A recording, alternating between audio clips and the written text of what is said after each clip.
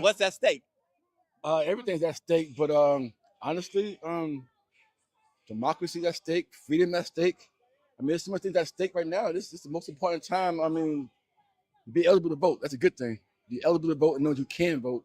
That's the best thing you have. And as long as you exercise that, hopefully things will work out this way. If Trump does make it back into office, I don't know what you're voting, but what do you think America's going to look like? Scary. It looked scary the first time. So, I mean, I don't see any difference. I think it's going to be worse, actually. Well, the back. I was scared the first time with certain things. This time, I think knowing that he's on a revenge tour, I think it's going to be bad. I think it's going to be bad. The first time, yeah, it was some things that was bad, but I think this time, if he was to go in again, I think it's going to be worse. Are you one more thing before I let you go? Are you at all surprised that he is in the position to be president again? No. You're not surprised. Why not? Because people like, for some reason, his personality gets appeal to people. And whether he tells the truth or tells a lie, people doesn't matter. Lies don't matter no more. I guess right now, lies don't matter to nobody. Nobody, if they make a lie now, doesn't matter no more.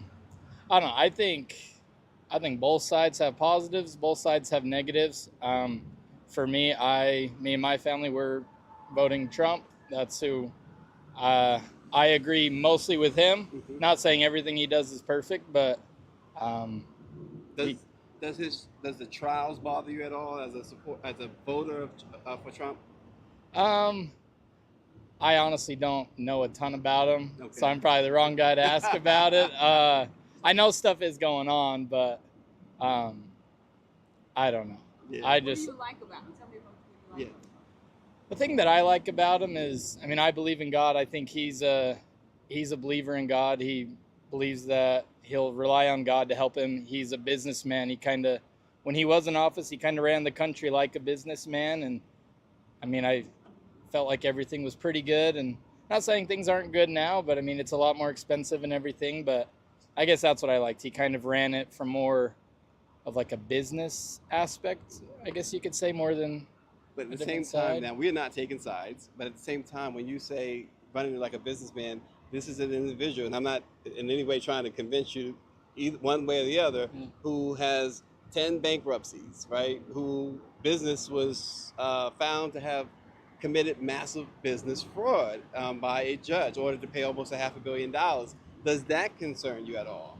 See, and that's honestly the first time I ever even heard that. Oh, okay. So, okay. I mean, yeah, that is concerning. So that's the one thing we found, and we have a whole lot more of that coming your way in the days, weeks, and the months to come. But that's one thing we continually find when those who say, despite whether or not they're white or black, in this case, it's a young white guy from Utah who said, I didn't know that he committed massive business fraud. I didn't know that I don't know what's going on with all these trials. I don't know really much about them. It seems to me that people would want to educate themselves, because no matter who you talk to, they all say the same thing about the election being the most consequential, the most important. And if it's that important, why aren't you educating yourself? Why are you blindly following someone, whether it be Biden or Trump? Shouldn't you educate yourself? Because doesn't that supposed to be a very important decision to make? And oftentimes we found that supporters of the former president can't articulate why they support him, or either they can't or they won't articulate why they support him. In this case, this young man simply could not articulate it, only that his family are Trump supporters. He says he's a religious guy. He believes Trump is a guy who relies on God. But what evidence demonstrates that? Or with either candidate, what evidence demonstrates that? But you don't hear, and I don't want to really lump the president in it, because you don't really hear his supporters say that. You hear that a lot from Trump. But what evidence do they produce? Or can you produce to show that Trump is this God-fearing man. This is a guy who's on trial right now. You had a adult film actress, David Youngblood, testify about the extramarital affair that they had. And not to say that people who believe in God, don't sometimes make these mistakes, don't sometimes commit these type of acts. But this is a guy who says that he could shoot someone on Fifth Avenue and there'd be no consequences. This is a guy who says that he can grab women, any woman, by their private parts. So I'm not seeing any connection to, in this case, God or any type of religion. I mean, I don't know that there's a religion that supports a preacher or pastor or minister or whomever that supports someone being essentially describing sexual assault and who has been found to be responsible for sexual assault. Power 96 says, now that is great on the ground reporting. By the way, inflation started under Trump. His tariff war with China created this mess. It takes 2 years for inflation to kick in. And that's another thing too, the lack of education in something like that. You would think, Power 96, that everyone knows that. And I submit that many people do know that. But it's just another way of grasping for something to try and hold up their particular candidate, the person that they support. Yes, Mike V. Trump held the Bible upside down and said his favorite verse in the Bible is private. But yes, so we intend to do a lot more of that. We were roundabout in hot Washington, D.C., Greer and I, suffering for the cause, talking to folks, Black folks, white folks, men, women. One thing I will say this, and we talked to a college student, a female, and sometimes, and it's surprising at times how they don't seem to, some of them don't seem to articulate well their positions or lack of positions. If you don't have a position, that's great. But folks, multiple words does not make, using multiple words does not make you sound intelligent. I will just leave it at that. I probably shouldn't blast somebody like that, but I don't feel like I'm blasting this individual. I just feel like, wow, sometimes become a politician yourself and say no comment. So there you go. Despite a ceasefire deal, Israel is continuing its assault in Gaza, and President Biden again went on national television and said that they are withholding arms from Israel because they do not support this assault in Rafah. So it's getting more and more interesting. How about, but wait a minute, as they say, wait a minute. Greer, how about the fact that Marjorie Taylor Greene, we didn't really talk about this. I haven't been reporting on this lately. Her latest push to try and get rid of House Speaker Mike Johnson. I mean, I think we mentioned that the Democrats, we mentioned last week at some point as in passing that Hakeem Jeffries and Democrats said they will support, they will not support an ouster of Mike Johnson at this point. And many Republicans don't support it. But yesterday was a very profound moment on the House floor because Marjorie Taylor Greene, shameless as she remains, stood up and announced that she wanted to oust the speaker and that she was calling for a vote. And both sides of the aisle, it was a bipartisan booing that took place. And it was like cheers. It was music to many people's ears. Because when you recognize someone you don't cheer for a downfall of someone unless they are a Marjorie Taylor Greene type. But to see Republicans and Democrats together collectively boo like they were at a sporting event and the opposing team had committed some sort of foul that wasn't called, the booing was, it was beautiful. It was absolutely beautiful. Marjorie Taylor Greene got her head handed to her yesterday on the House floor from both sides, and then she goes on to complain that these Republicans, these non-MAGA Republicans, these non-Kool-Aid drinkers are siding with Democrats. And there it is, right there. The Speaker's gavel to the Democrats, which would only happen if Republicans actually vote for Hakeem Jeffries.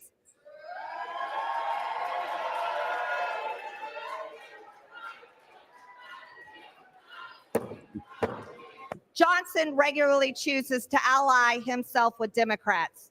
Now, therefore, be it resolved that the office of the Speaker of the House of Representatives. Gentlemen will suspend. The House will be in order.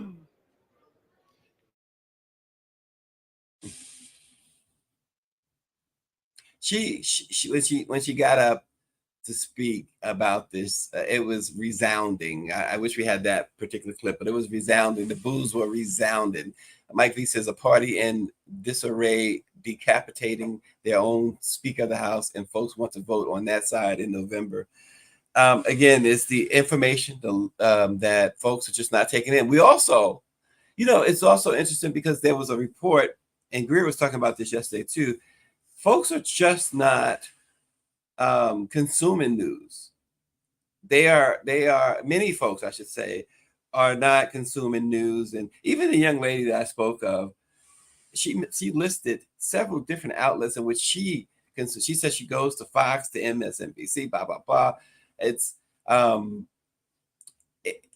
interesting. The only reason to do that nowadays is to experiment and to do research, I guess, on like how not to cover not just politics, but anything. And I think all of those networks have now given us a crash course in how not to cover anything and how not to be professional journalists. That's just my take. But meantime, I should say, meanwhile, Democrats are urging President Biden to solidify the status of immigrants, particularly the DACA recipients, to protect them if Trump happens to win the presidency in November. A bunch of Democrats from the Hispanic caucus, from the Black caucus, and various others came together, wrote a letter saying that we have to protect them, and because they know what the fate that awaits them if Trump does get back into office. And speaking of Donald Trump, we're going to talk about that this morning, the whole immigration situation. But speaking of Donald Trump, a Georgia appeals court has granted the former president's team's request to consider an appeal of a judge's decision to allow Fulton County District Attorney Fani Willis to remain on his case. An appeals court will hear it. It only, at the very least, it means, once again, as we were talking about yesterday, that cases against Trump, with the exception of the one that's currently going on, will not happen in 2024, if ever. If he wins the presidency, they will not happen. The MAGA judge down in Florida saw to that in her decision on the documents case. And we had a guy tell us yesterday that that's the case, that he's really, really interested in the documents case. But we're going to talk about that decision also this morning. And the U.S. Capitol has swapped the statue of obscure Arkansas figures for that of the mentor to the Little Rock Nine, civil rights leader Daisy Bates. They also are going to put in, as a side note, a statue of Johnny Cash, the musician, which is interesting that Johnny Cash is going up as well. We'll bring you a little bit more details in a moment. Flavor Flav is doing Flavor Flav things. See, Mr. Everywhere Man says that he will fund the U.S. Women's Olympic water polo team. This came after one of the members posted on X or Twitter about the challenges of raising the money. And Flav said, "This is a Flavor Flav promise. I got you." We'll talk about public enemy number one, Flavor Flav in the house, making it happen for the women's water polo team, making sure that they are well represented and able to go to Paris and do their thing. They've won the gold, two times in the last 3 years. So they're shooting for it again, and good for Flavor Flav. We'll again talk more about that. But right now, the ceasefire situation, officials from Israel said that major gaps remain with Hamas over the latest proposal for a ceasefire in Gaza. Delegations from both sides arrived in Egypt to resume those talks. That Hamas said that it had accepted the terms of the ceasefire proposed by Arab mediators. But U.S. officials said it had minor wording changes from a proposal that Israel and the United States had recently presented to the group. And see, that seems to where the problem seems to lie, right? Egypt and Egypt was at the forefront of negotiating the deal and came up with the deal. Now it's about who wants to get the credit. Who wants to get the credit? Meanwhile, people are still dying, and they're worried about who wants to get the credit. And again, Benjamin Netanyahu, the prime minister of Israel, said that his war cabinet unanimously believed that the proposal Hamas had agreed to was very far from Israel's core demands. Netanyahu has made it clear that he wants to continue to assault he wants to continue this ground assault, and he wants to wipe out those he perceives as his enemy, including Palestine. So it continues to go on as students continue to protest. Yesterday, the authorities got rid of an encampment at George Washington University here in the district. They arrested 30 protesters and cleared an encampment, I should say. And so these protests continue, and we got a lot of thoughts and opinions on the effect that the protests will have on the 2024 election. Power 96 says, if no one is charged with war crimes after this Hamas versus Benjamin Netanyahu war, nobody would ever be accused of a war crime. But the students here are continually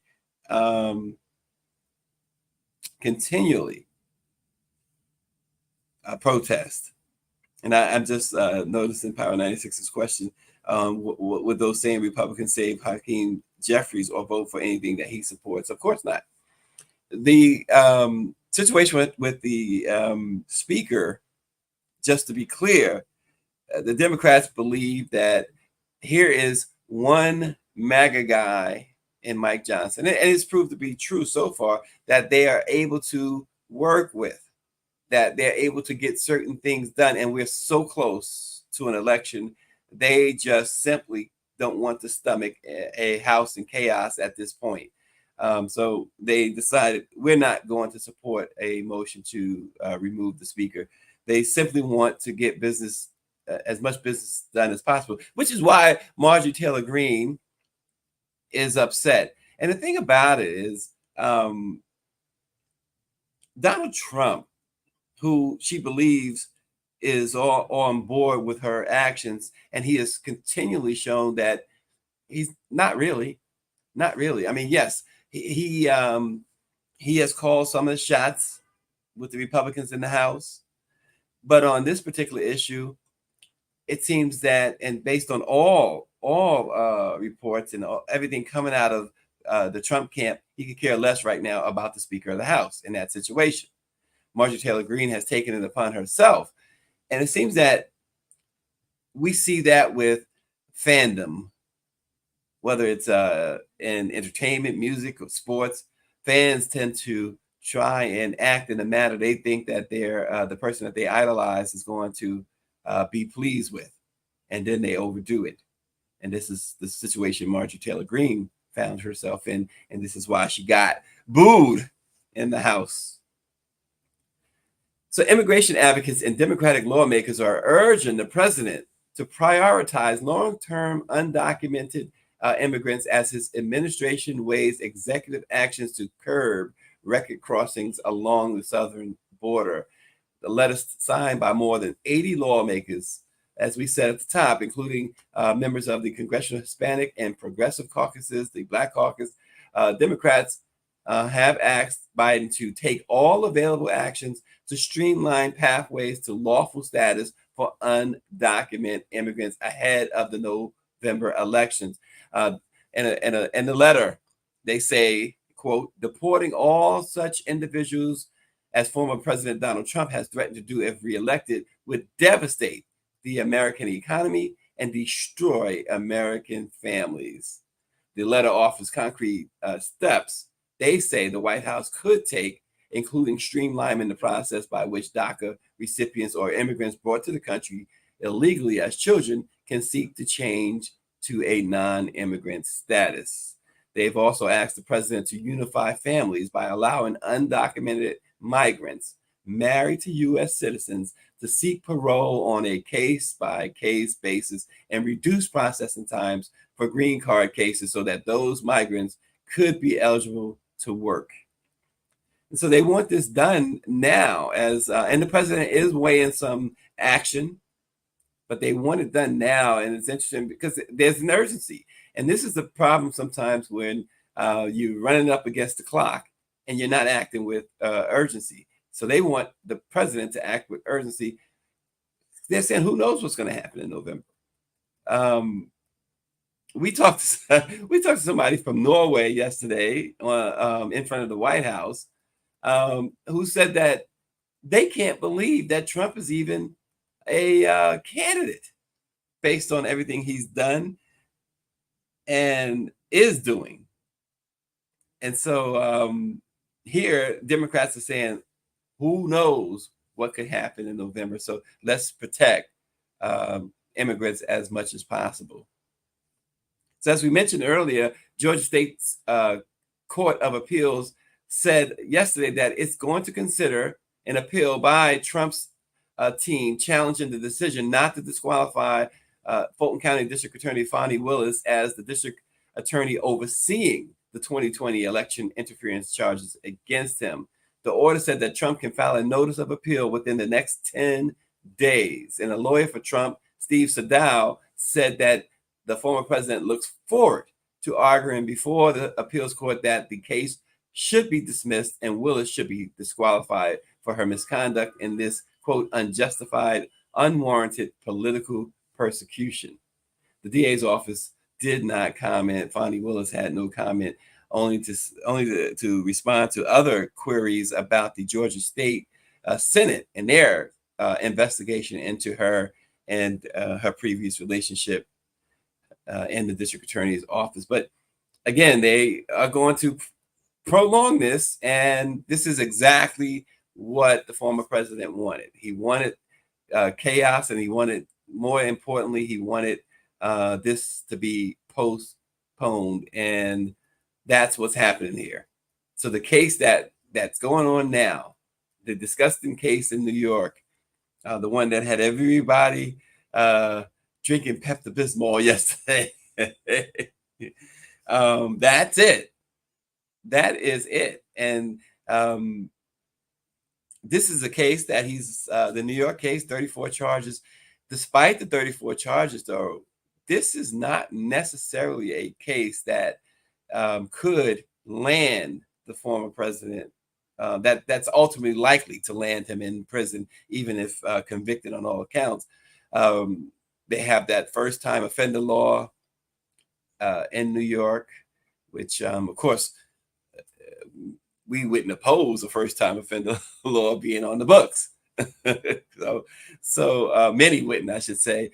But the jeopardy here is not necessarily, I mean, the judge could sentence him to jail because it does carry, a conviction does carry a prison term, not a mandatory prison term, though. And 96, Trump literally got spanked by and I'm going to say it the way David said we should say it. He got spanked by an adult film star. What a time to be alive, Power 96 says.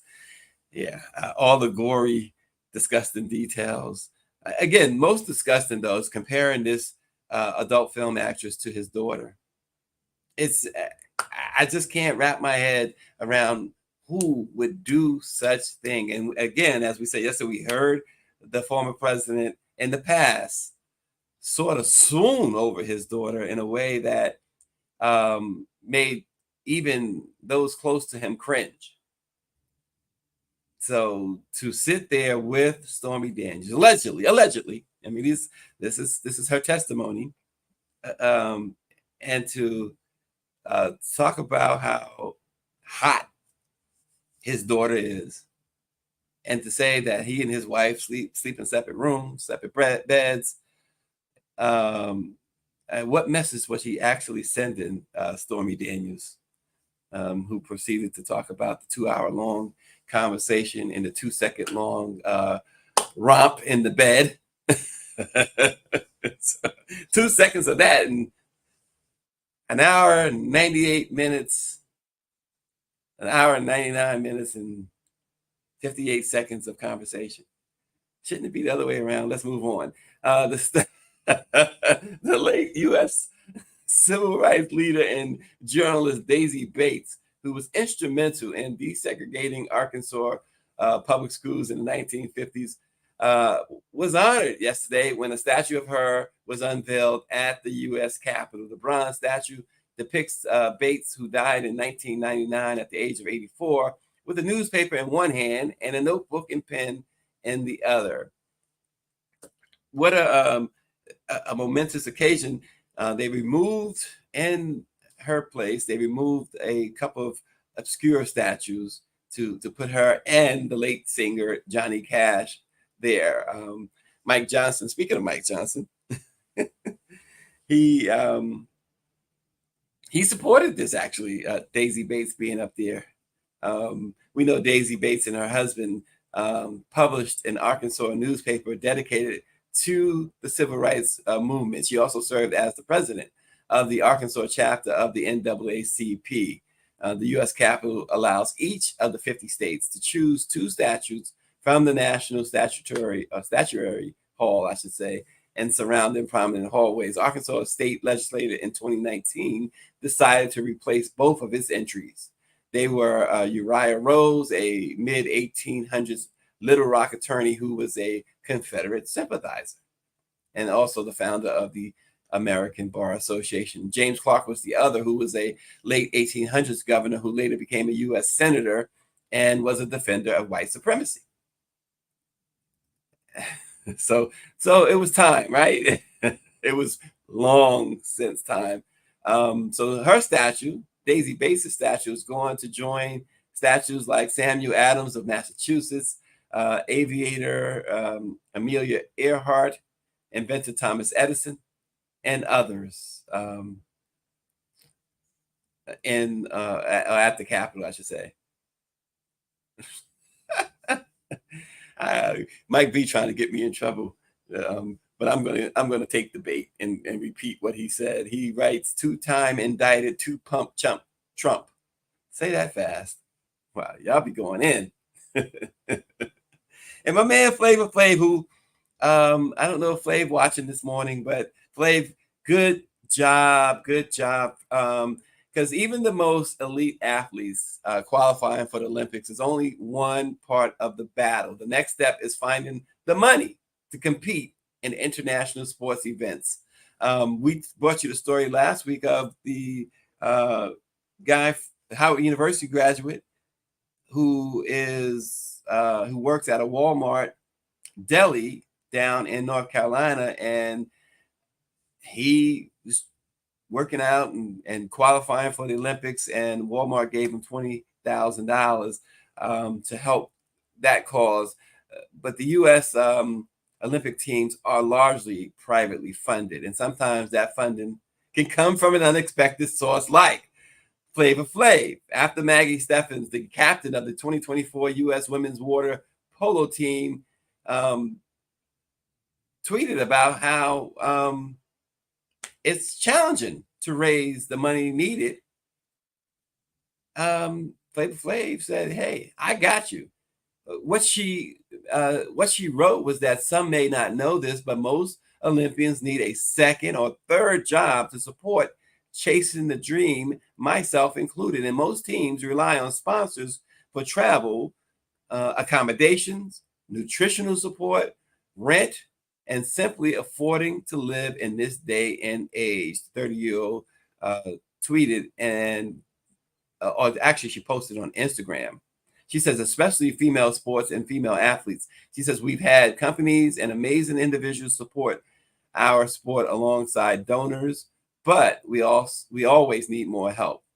So in response, in his own way, in the only way that we could come to expect, Flavor Flav says, "Hey, yo," he says, "as a girl dad and supporters of all women's sports, and he says, he didn't say I'm going to, he says, personally sponsor you, my girl, whatever you need. And I'm going to sponsor the whole team."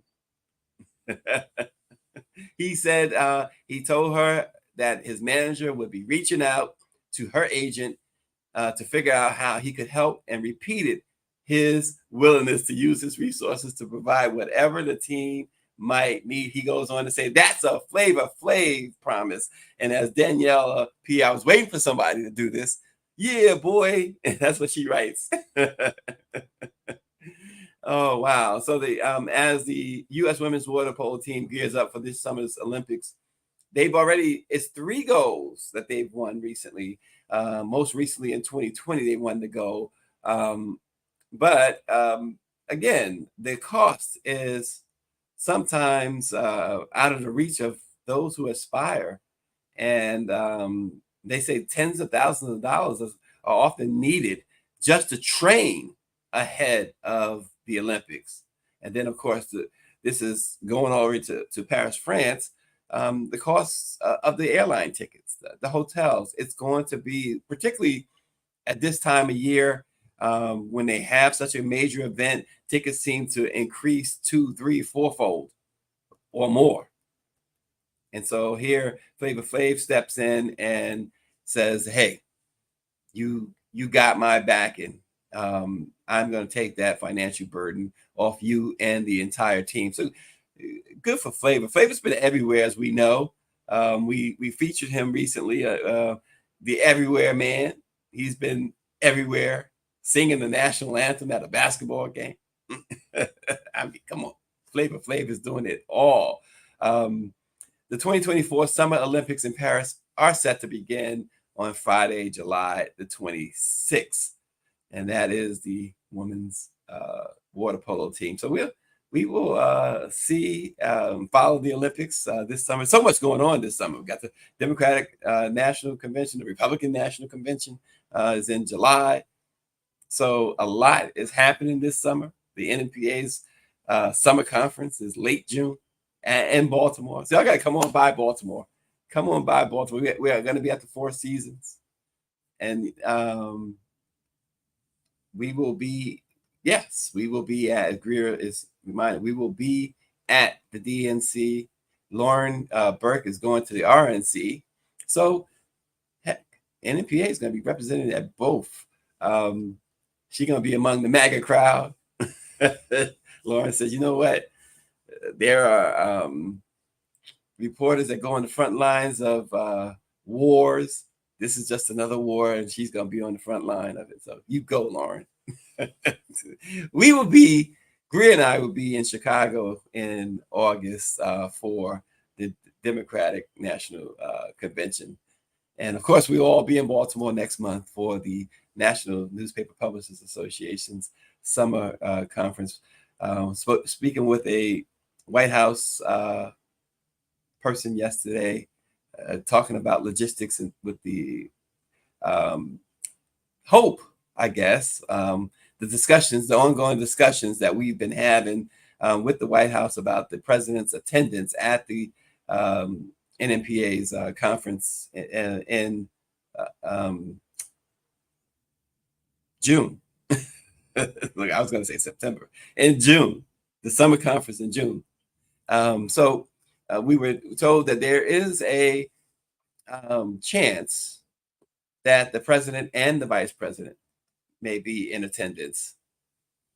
So we got to talk to him. Yeah, we definitely got to talk to the president. Lots going on. His speech is coming up. His graduation speech at Spelman. You got to watch, see what happens there next week with all these college protests. And we already know, and we've done that story too, how Spelman alum, and all of the big three there, Morehouse, actually not at Spelman, the speech is Morehouse. Spelman and Morehouse and Clark joined together, the alumni joined together to basically condemn the idea of the president giving the speech at this time. They don't want it to happen, but the White House is going forward with it. The Morehouse is going forward with it as well. And it's going to be a very interesting time. It might even be something that where the president might feel, you know what, let me go talk to the Black press of America. Let me go take the pulse of Black America through the Black press. This is what they used to do. This is what some still do, right? They take the pulse of Black America through the Black press. So Biden, come feel the pulse. Feel the pulse. see how we rolling, President Biden and Vice President Harris. And I will say, now, as I was mentioning to a White House official yesterday in our discussion, the Vice President, since they've been in office, we've had some personal Zooms with the Vice President. We've had one-on-one interviews with the Vice President. She's availed herself to us. So they have done that. But the President of the United States needs to talk to the Black press. He sort of when he was running, and y'all have heard me tell that story, so I won't go through it in its entirety. But when he was running, he came and talked to the Black press, and sat down and got comfortable and talked about his history among Black people, which some are even questioning. Some in mainstream media, I noticed, are questioning some of his stories. But these are stories that have been consistent. He's talked about it for decades, and he certainly did sit down and talk to us about it in 2020. So looking forward to the president sitting down with us sometime soon, and perhaps it'll take place at the NNPA's summer convention in Baltimore. You guys invited. Get you a room at the Four Seasons and join us. In the meantime, Power 96 says I still hold the title. He arrived in Paris by accident, took the wrong train from Frankfurt, Germany, and they thought he was an NFL player. He said he lived it up for the weekend and signed autographs. Now, which NFL player? Because he actually can pass. I've seen his IG posts at times. He can pass for an NFL player. I wonder which one. I was thinking more just based on his profile picture, one of those wrestlers like the Undertaker or something. But anyway, he lived it up, signed autographs. I think it's interesting. Power 96. People have done that, I hope you didn't break any laws, though. But anyway, I tell you what doesn't break laws is if you go to our YouTube page and you subscribe. And if you call your friends, your family, and tell them to subscribe as well. Breaks no laws. So do that and tell us what you think. Tomorrow we got a nice show for you planned. Join us then. We will see you tomorrow morning. Thanks for joining us.